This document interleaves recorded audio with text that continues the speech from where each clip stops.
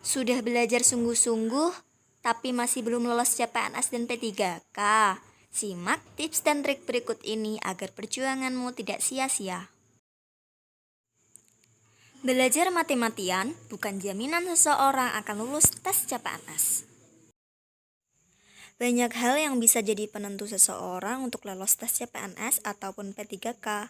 Silahkan simak tips berikut ini. Tips yang pertama, jangan asal pilih formasi ya. Kalau kalian beragama Islam, usahakan sebelum memilih formasi disolati istikharah dulu. Karena kalau salah pilih formasi, bisa jadi meski nilaimu tinggi, sainganmu justru nilainya lebih tinggi. Dan kalau tepat memilih formasi, meskipun nilaimu kecil, bisa jadi nilai saingan lebih kecil dari nilaimu. Nah, tips yang kedua adalah jangan hanya mengandalkan sudah belajar dengan sungguh-sungguh.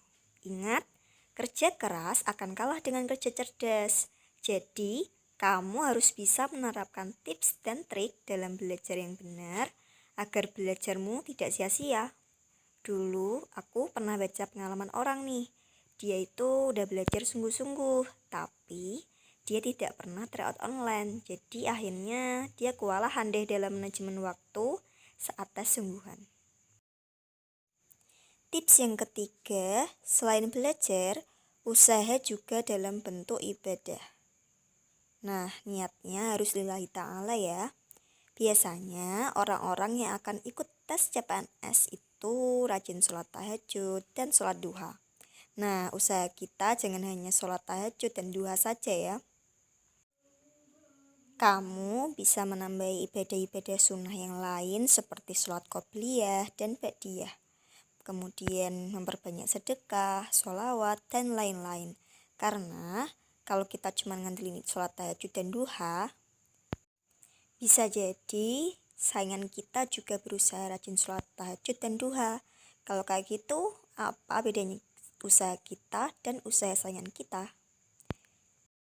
Selanjutnya, tips yang keempat adalah minta doa restu ortu dan minta maaf atas semua kesalahan kita ke orang tua kita. Jangan lupa sedekah juga ke orang tua ya.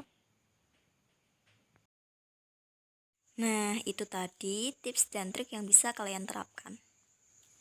Menurutku ya, inti dari kesuksesan ketika bersaing dengan orang lain adalah usaha kita harus lebih dari orang lain. Jangan hanya mengandalkan keberuntungan. Karena keberuntungan itu biasanya mengikuti orang-orang yang mau berusaha.